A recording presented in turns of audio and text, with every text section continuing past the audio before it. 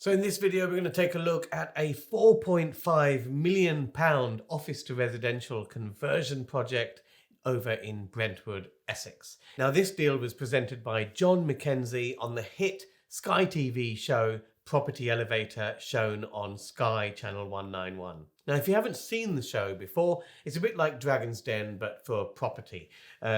Property entrepreneurs come along on the show to pitch their property project for funding, and there are 5 property angels on the show: Nicholas Wallwork, Helen Chorley, John Howard, Paul Mahoney, and myself, Ranjan Bhattacharya.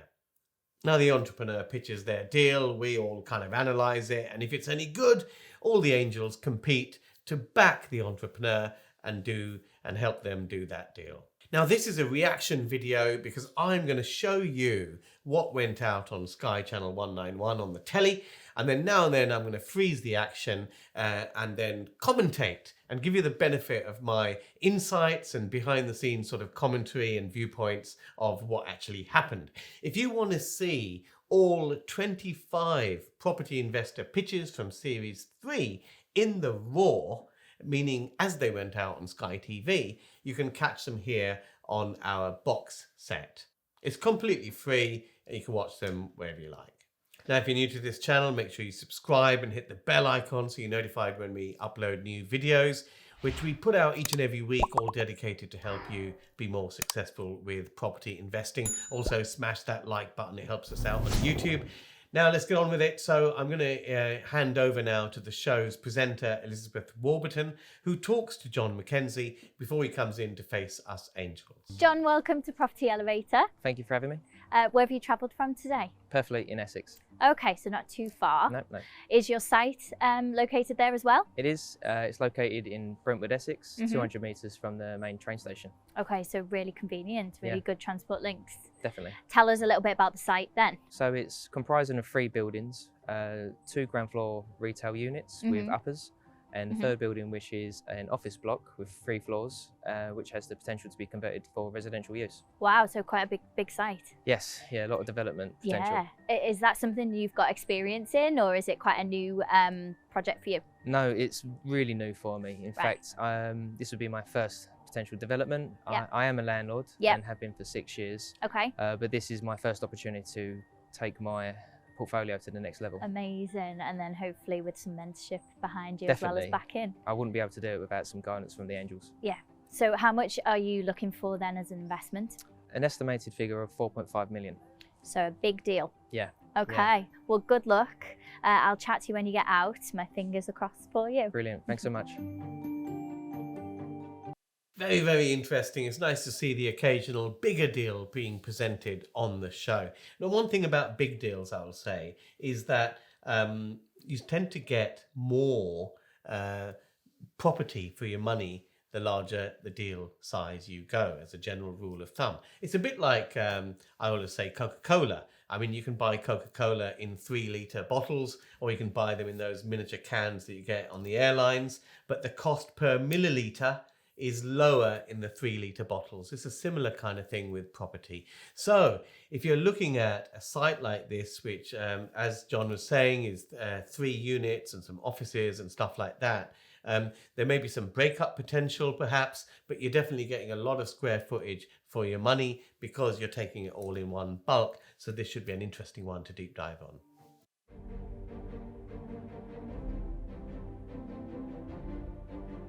John, thank you very much for coming in today. A deal in Brentwood, quite close to where I live, which could be good news for you. Maybe bad news for the other angels, we'll see.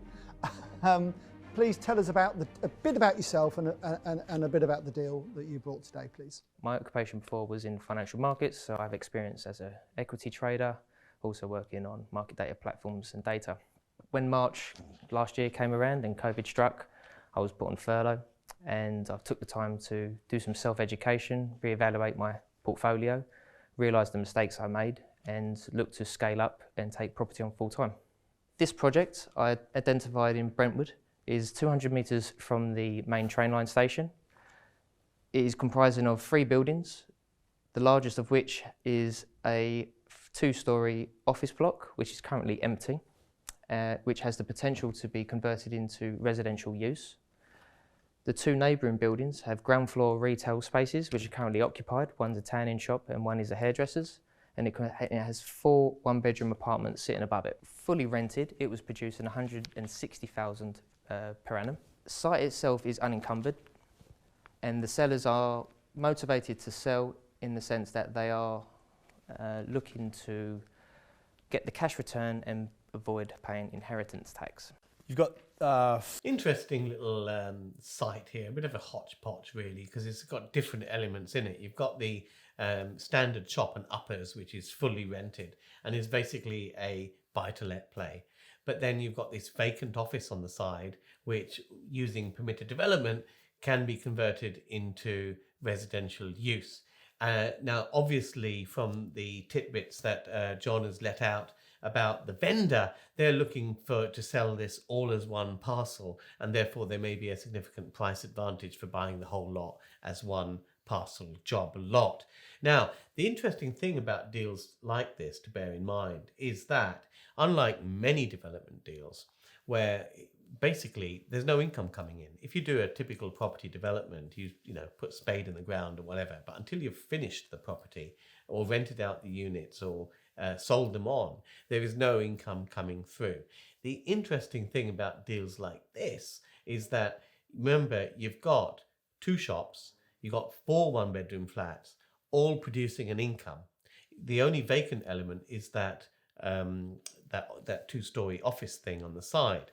Now, the fact that you've got a cash flow coming in from day one gives you a certain amount of flexibility with the way you're going to fund this project. So that is an interesting thing that I've noticed already from this particular project.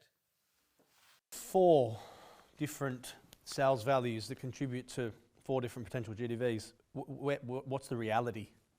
I understand for the reason for the range, but is it realistic? Is it expected? What would you actually sell these for? I would value these properties no lower than what I've set as the realistic figures. We don't know what the forecast of the future can be, so it's best to be transparent about those potential dips. But the potential of this project, I would set my expectations to be between 4.7 and 6.1 million GDV. Okay. And you said that your background is mostly sort of as a landlord. Have you done anything like? I think I would say that a range of valuations between 4.7 and 6.1 million GDV is quite a large range. And in the due diligence process, I'd expect some further detail on the assumptions that are being made for the lower end of that range and the higher end of the range, because that is a huge range to deal with. Like this before? So this is the first project which I hope to take on and grow my portfolio. And just with your costs, where have you got the costs from? My pack says 2 independent builders, but I'm actually happy to say that at 10:30 this morning I got a third come back to me. These are all informal quotes. They weren't able to attend on site with me, unfortunately. First builder was able to give an indicative quote of 60,000 per unit, which was applying to the residential conversion. The consultant which I'm working with verified this cost as well. These are all done to high standard, of course. The third builders who came back to me today put a range for the entire site to be done between 80 and 1.2 million as well. The builders which have come back to me have all verified a range of which I calculated to be the correct cost for building. The 9 flats, do you know what configuration, what mix? Okay, before we get on to the guy with the purple tie, let's have a look at this. First of all, the figures are a little bit ambiguous because, as I mentioned before, we've got that massive range of potential GDV values. The other thing to really try to bottom out, particularly with a larger project like this, are those build costs. Worrying signs for me are that the builders did not manage to see the site. The other aspect to this is that because this property hasn't been bought yet, it's highly unlikely that there's a sort of detailed measured survey available and a spec available because that simply wouldn't have been done yet. Now, if there isn't a proper specification of the works that are required, then what tends to happen is that the builder will over-egg it to compensate for what he doesn't know. So for what it's worth, I think the price quoted of, say, 60k a flat is probably a little bit on the high side. And if you had a proper schedule of works, you'd probably find that that may be shaved off a little bit. So we don't know exactly what we're dealing with the GDV, the end values being such a range, and the building costs being only a very, very rough estimate. The proposal from the original application was for 6 2-beds and 3 1-beds. However, my consultant has advised that the layouts were improportionate and they could have been scaled a lot better. So he's been able to draw a provisional floor plan which actually gives us 9 2-bedroom apartments. And I guess what you're talking about with your consultant is going in under permitted development instead of planning to get those 9. Correct. Okay, that's fine. Why only 9 on that size of site? 9 would be under the Section 106 payments for full planning. Given there was a full planning before, it feels like that needs to be another full planning app for a reason that perhaps you don't know yet.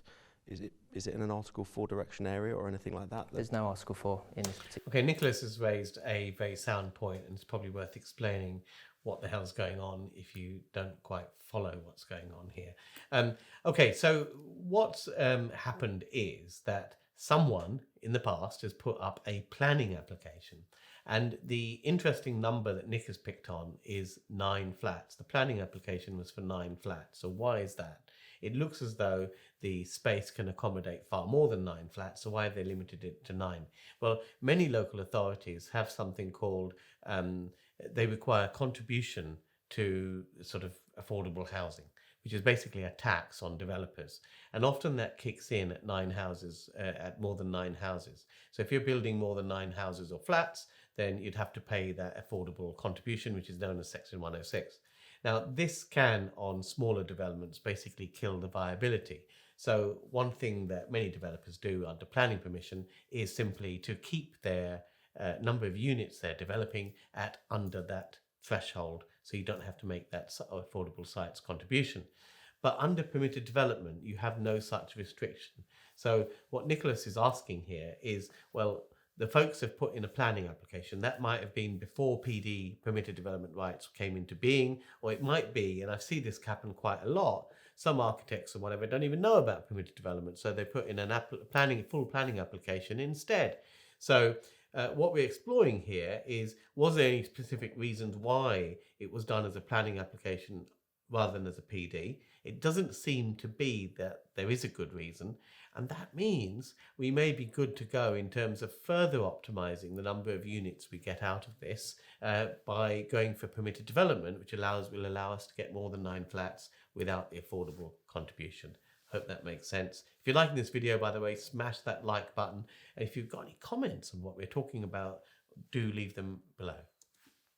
Particular area. So it's definitely got PD rights. Yes, and the consultant has verified that under PD this could be possible. Do you know how many square foot that office building is? 5,600, give or So you take. could get a lot It's more than 9 then. 525 metres squared. And how did you actually source the site? Quite simply, I went on to Rightmove and looked for commercial properties within an hour of where I live. So there is a reason why the guy in the purple tie asked that question about how big the building is. Now, it's really a follow-on from Nick's point. So the building's 525 square meters, and a rough rule of thumb is that if you've got a building like that, 10% of the space will have to be for communal areas such as hallways, stairs, landings, and stuff like that. Now, the minimum size of flat that you can create under the new rules, permitted development rules, is 37 square meters, which basically means you'll get about 12 flats in there. So there is a scope for upping the number of flats you can get by going in on a permitted development application. And tried to look for properties that had the scope, development potential, and I quite like the idea of that the retail and uppers was available. Congratulations on the pack. I thought it was very good, very professional, so well done. Thank you. I'm slightly annoyed that I haven't picked this deal up myself and you've Well, John, just use Rightmove. I mean, he told you how to do it. It's not that complicated. managed to do it. So that's a slight embarrassment on my side because this is just the sort of thing, just the sort of deal we buy, which is could be good news for you today if the figures stack up. And Helen is the expert on the figures. I've been preparing for Helen. Well done. You've done the right thing. Well, you have As a- words like return on cost and return on GDV in your pack. So Yes, yes. I may have done some research on the show before coming on. Very good. Very, very sensible. I like you idea. even more. Get a round of surprised applause that for not that. many Yeah. people do. Yeah, You would be exactly. surprised. No, you've said kind of 800 to 1.2-ish on the total build cost, and that's been verified by 3 builders. If I could interrupt, sorry. The 800 1.2 came from the builder this morning, and so that's one independent quote. Yeah. However, based on the consultant and another builder, we're really putting those costs at more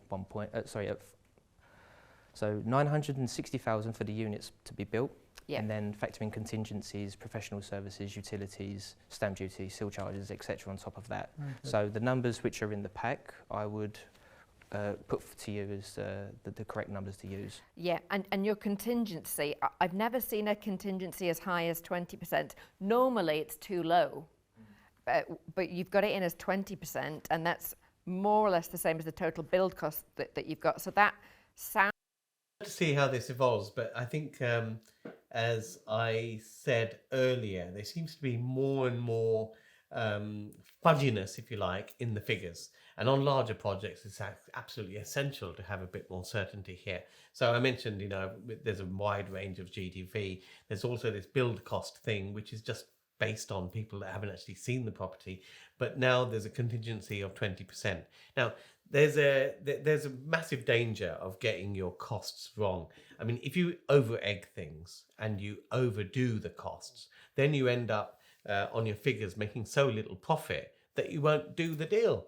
But then the other side of it is if you get your costs too low and rapidly underestimate things and don't allow for contingencies and other risks and stuff like that, then it'll go the other way. You won't make a profit. So it's very, very important to get this bit right, particularly on larger projects where, you know, if you have an unexpected issue on a very small scheme, it might just cost you a few thousand.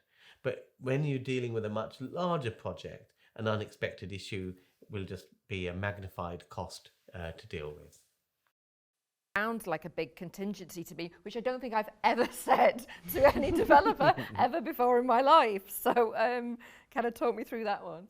I wanted to bring to you a project where I could underpromise and overdeliver. So you'll notice other pieces of information whereby perhaps I've included full rate of stamp duty.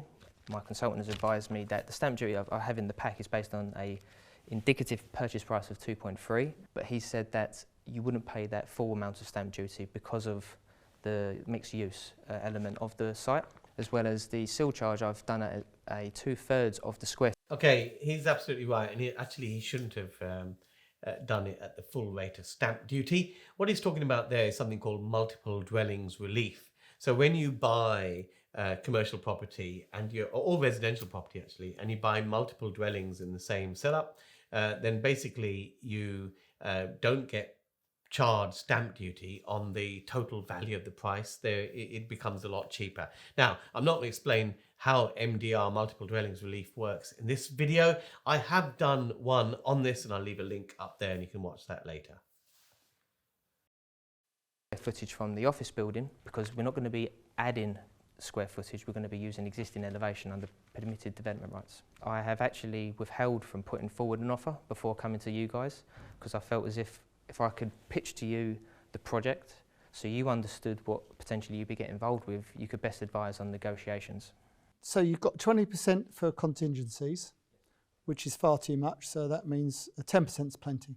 The figure for contingency is 888,000, but the bill costs only 920,000. Yeah, that's So there is 920 based on per unit, and then adding on all of those additional costs, so the professional services, so etc., and then it's 20% on top of those total costs. Okay, I think you've been a little bit overzealous on that one, for me, yeah, because it should be 10% on the bill costs.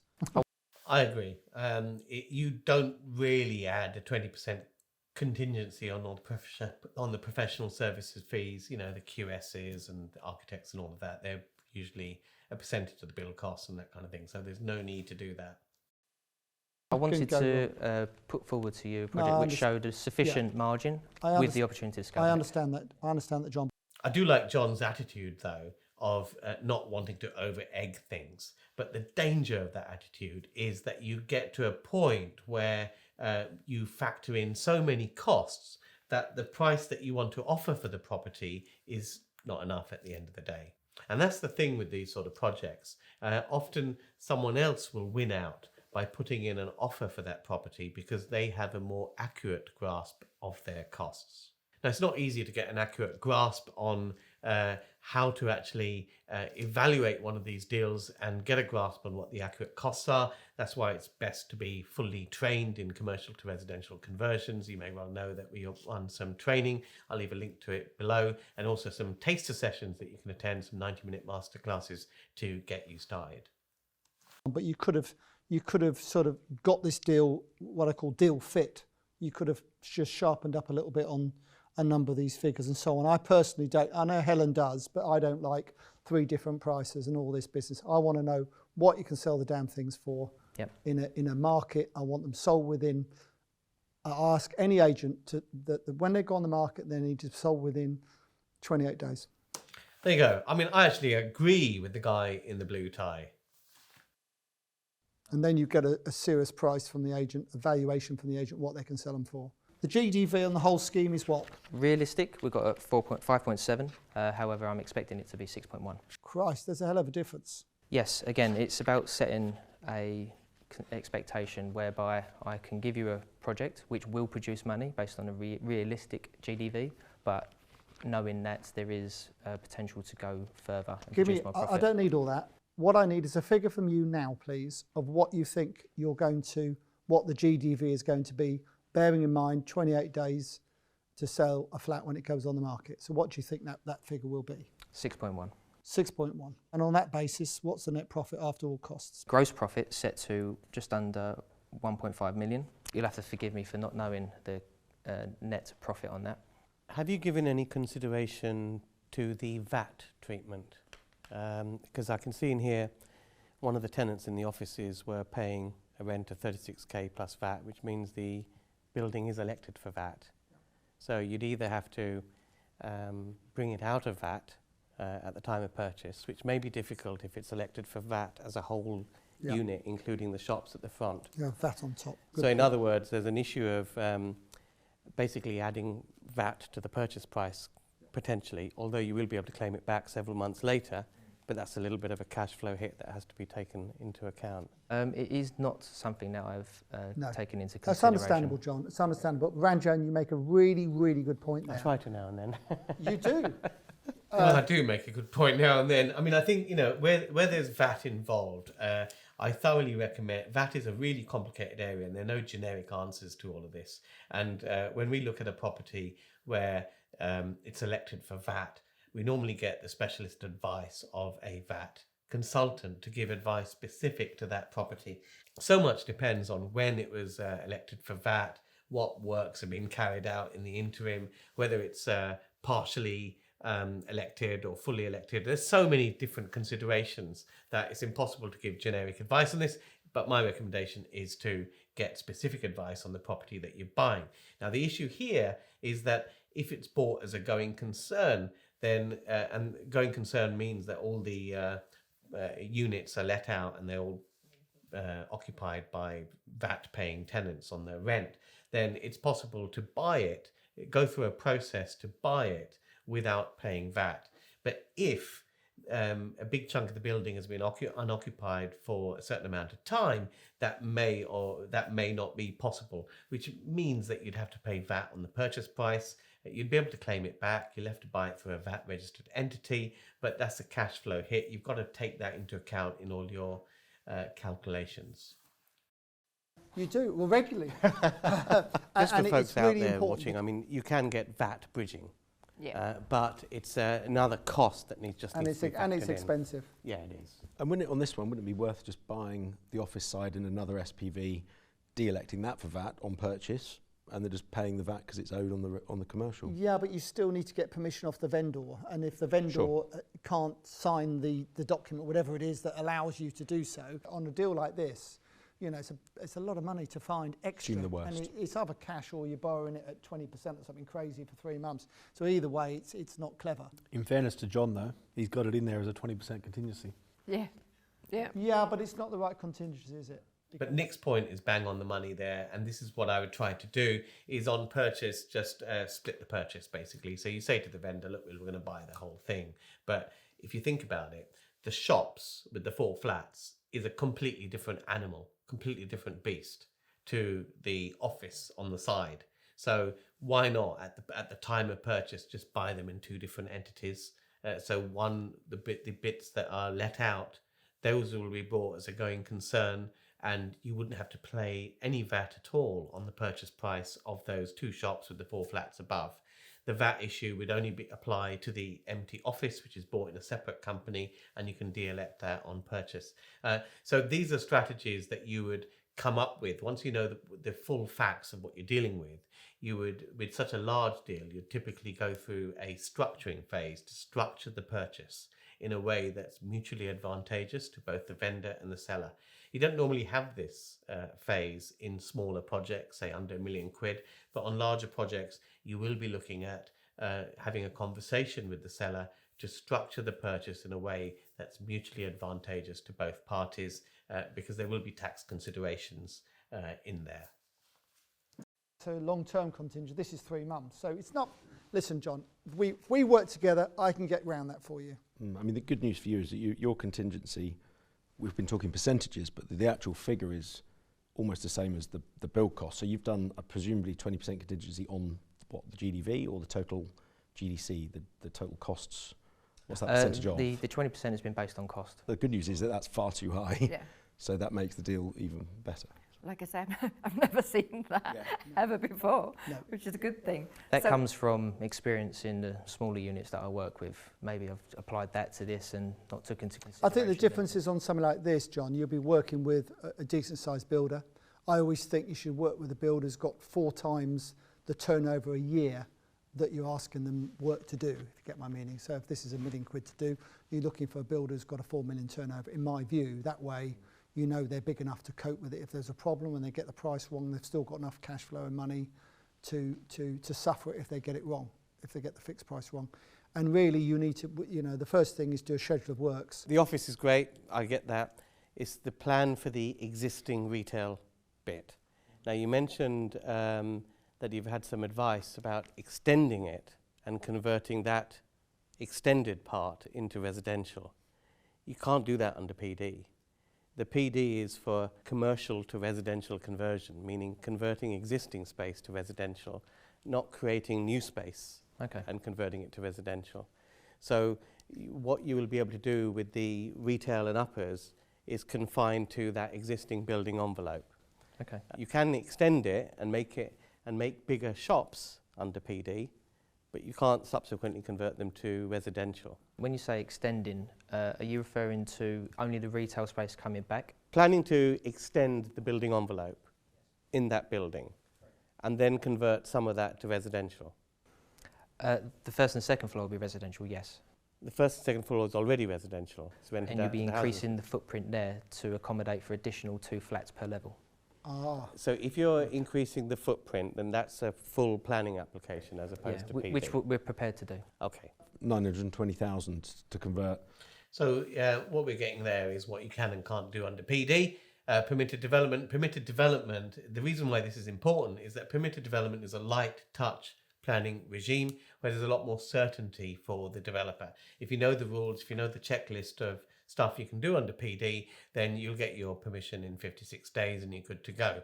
The problem if it's subject to a planning application is that there's no certainty. So if you actually have to buy this thing, you buy this thing and it's hope value that you may or may not be able to add those couple of flats. You don't know whether you're going to get that permission. It's all completely variable. And it doesn't sound as though a conditional offer will be accepted in this particular case. You've got to actually buy the property, put the planning application and hope for the best. And we don't really attach too much value to hope value because who knows whether or not you're going to get it. That's why it's very, very important to define what you can and can't do under permitted development because that's guaranteed and planning applications are not.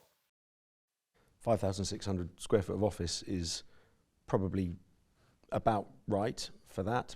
But if you're talking about building an extension with 2 flats, extra stories, and refurbishing the existing flats, I think that is quite substantially light by £300,000 or £400,000, I would say.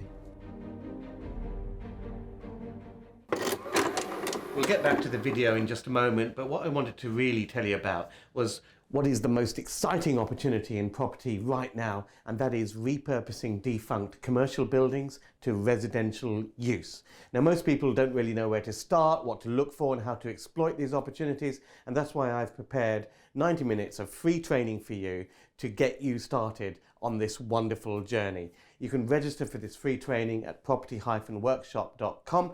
Join me on that free training, and I'll leave you to enjoy the rest of the video. What I like about a deal like this is that there's two elements to it. Yes. So I'd pick up the phone to a friend of mine, if it were mine, and I'd sell the 4 flats and the shops. I'd bang them off the same day as I pay for the whole thing. Yes. I wouldn't bother with it, and I would concentrate on the rest of it. Now, there's lots of ways of doing a deal like this. There's lots of options depending when you want to keep it or you don't want to keep it, and that is your preference. But for me, I would be very interested in doing the deal if you're prepared to sell the 4 flats and the 2 shops quickly, leaving us with the 9 flats to convert. Now, that's probably the optimum way of structuring this deal because, as I said, the flats and the 2 shops is basically a commercial buy-to-let proposition. If you are interested in holding if you're going to hold the flats that you're creating in the office building long-term as buy-to-let, then it may make sense to maintain the whole site.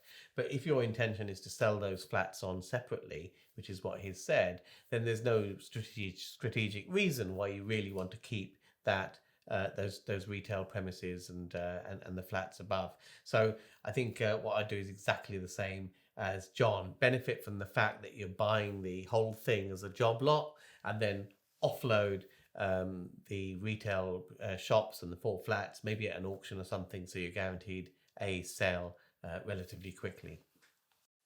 Is that something you would consider if the figures are right? Whilst speaking to the sellers, they're actually currently trying to sell the retail and the uppers to an existing tenant. Great. But due to them being slow, shall we say, to get to completion, it's led to them bringing the entire site back to market because they'd rather sell the lot. But to answer your question, you potentially have a seller to go to straight away. What's the split in price between the office building and the shops and the flats? The conversation has only been around the entire lot, and again, I haven't put forward a purchase price proposal. Okay. So as I see this deal, is that it needs. By the way, that's relatively straightforward to value because what we need to do, and I haven't got the figures at hand, but you need to value it. I mean, the 2 shops are rented, so you know the rental value of those. So the value of those 2 shops will be based on the commercial rents that are coming in, who the tenants are, the strength of those tenants, and how long those leases are. Those are the things that would determine the value of those 2 shops. And of course, the flats above, they're just based on comparables in the area for those sort of 1-2-bedroom flats. So that chunk is reasonably easy to value. That would be the market value. But because you're buying this at a job lot, the price you'd expect to pay would be at a discount to that market value. It needs tidying up. Okay, looks to me like there's about 1.4 million profit in it, give it or take. So I would like to make you an offer. And my offer is to fund the whole project and to share the profit with you, give you 35% of the profit. So we'll pay all the costs, we'll get the deal done, we'll prove cash funds and all the rest of it to the vendor so they know they're dealing with someone who knows what they're doing. That would be my offer. Now, see what the others want to do. thank you, John. I don't think I'd be able to offer any more than what John has already offered, and I think it's probably more up your alley, to be honest. Well, it's quite local to me. Yeah, I think you live in Australia, so it's a bit of a problem. To be perfectly honest, I think you'd probably be a better partner for John on this. So I'll leave it as it is. Thank you. Like the pack is, that there's so much detail in there. kind of almost too much detail for John, not for me, but a lot of detail, so that is super. I guess my concern is what you've done before like this, and I don't think you've done much like this. This would be your first kind of major project? That's correct. I will be transparent and say that this project is much larger than my current residential portfolio. Don't worry, we're going to do it together, John. Well, I've got no fear in the project. In fact, I'm very confident that it'll be a success. And how would you go about kind of identifying a builder to work with? Because again, all these things are great in theory, but that's where you can lose a lot of margin, shall we call it? The builders which come back to me today are one option. If I was going to use the consultant's advice and the other builder, I would want them to come on site, do a full evaluation and potentially bring in a fourth. And if you guys come into the table, then I would lean to you to offer your services and professional guidance. How are you going to keep an eye on costs, basically? How are you going to keep them honest? It is not something that I've took fault on. I mean, with the amount of work that As you can see, they don't feed us much when we record Property Elevator, so I have to resort to eating my pens. put into it already, I wouldn't want to let anything fall apart. So all I would say is that within those costs, I'll be looking to bring a product manager on board as well as other consultants to make sure that the project stayed within budget and on time.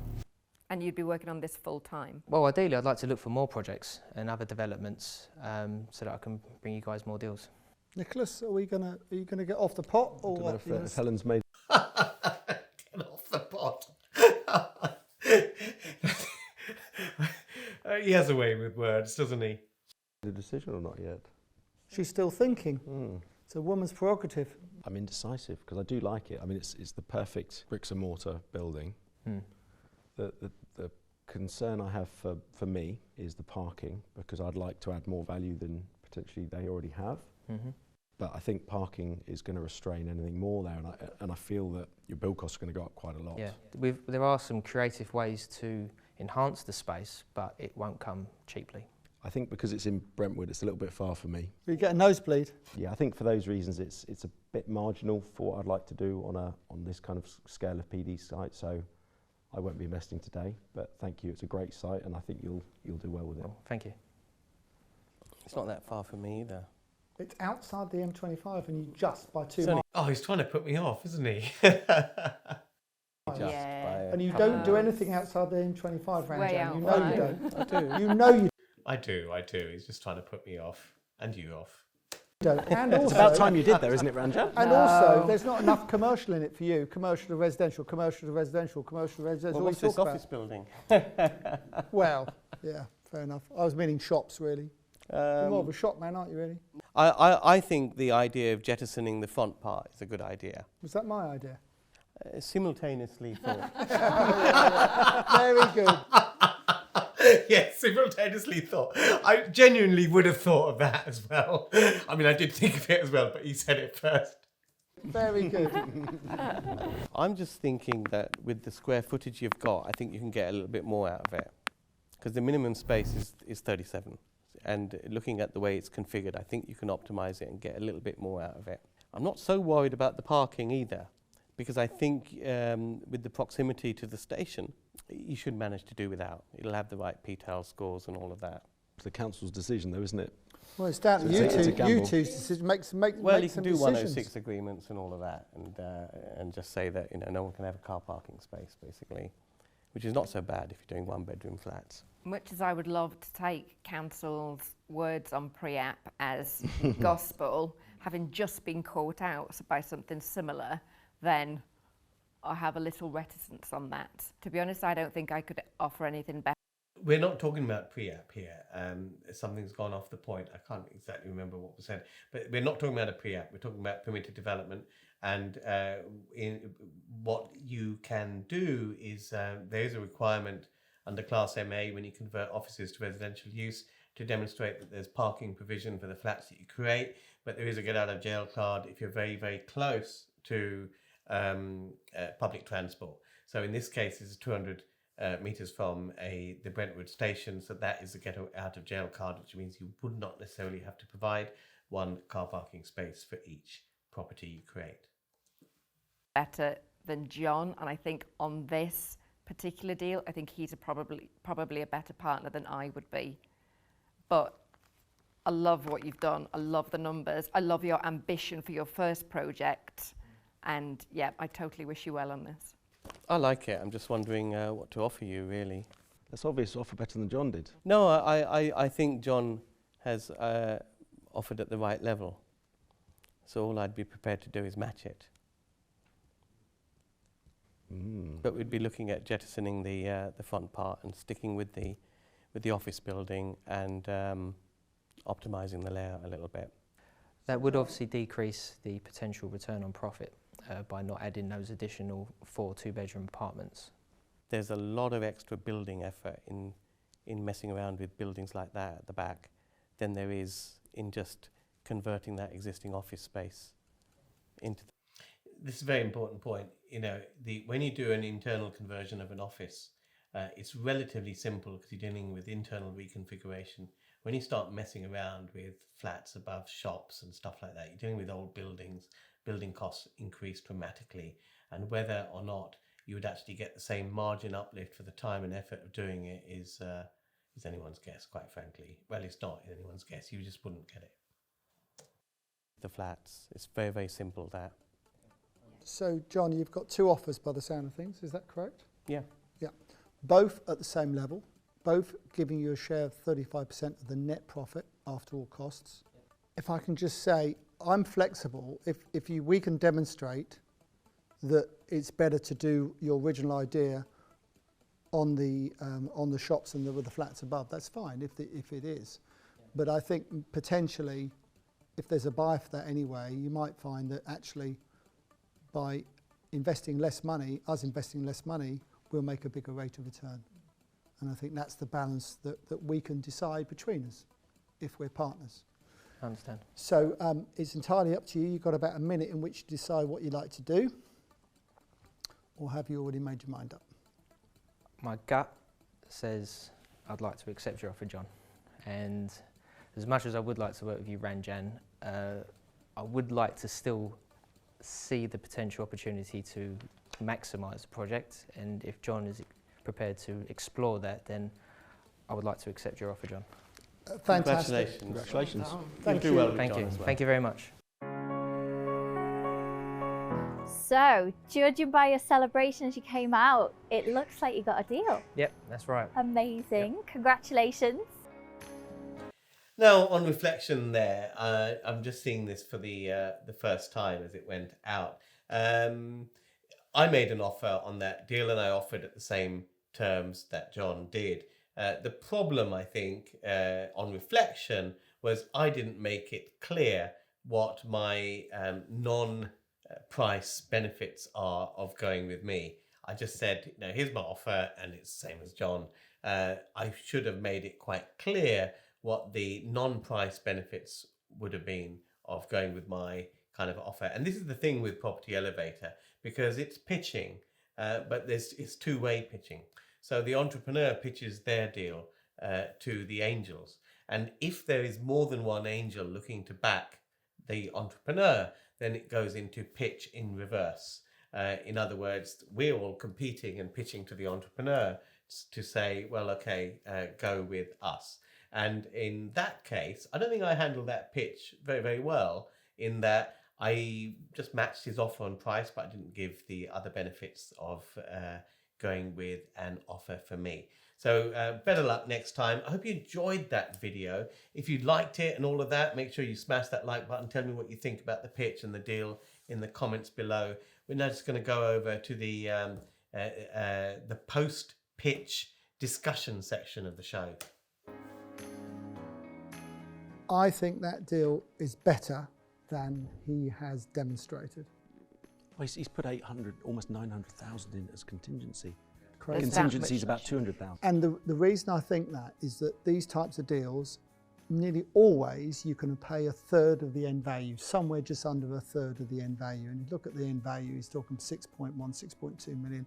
He's buying for 2.3. Okay, it's not quite there, but the condition of it, and because it's PD, means it's cheaper to do than normal conversion. So They are the most conservative numbers I've ever seen, which was highly reassuring. I mean, I think it needs tidying up, Yeah, doesn't it? But The the deal thing needs tidying up. But you're right, he's potentially- undersold it, because on the first page of his thingy, he's come up with a profit on GDV of 23%. It doesn't sound that exciting, but when you trail through the figures, you see, I even think he's overestimated the PD conversion cost, but I was a big fan of jettisoning that front bit, but if you want to deal with that Well, mess, that's it may fine. well be that's what we end up doing, isn't it? But we may end up selling it Maybe off I should have immediately. offered that You flexibility. take that 20% on costs contingency and do your 10% on build costs.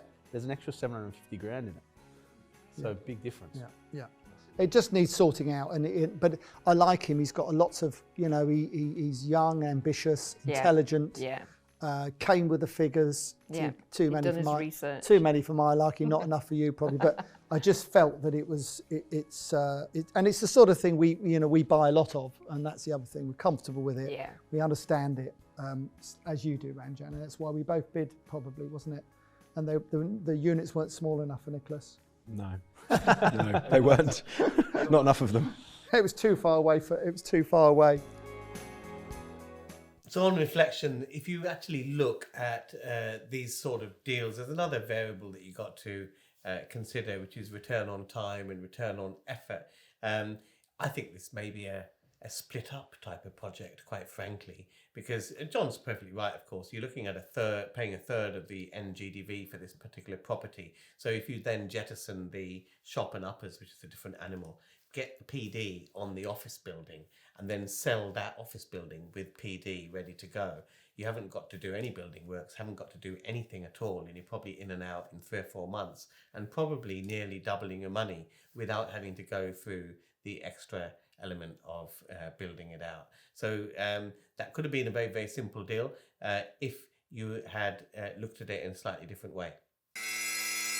High streets across the land are changing forever.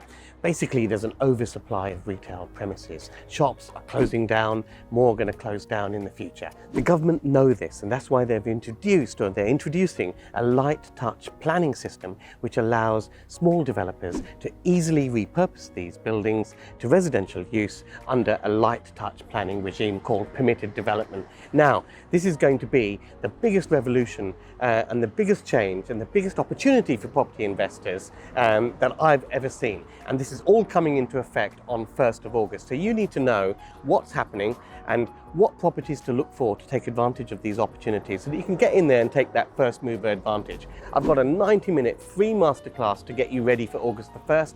Make sure you join me, click the link below. Whether you're a beginner or expert, we'll get you started.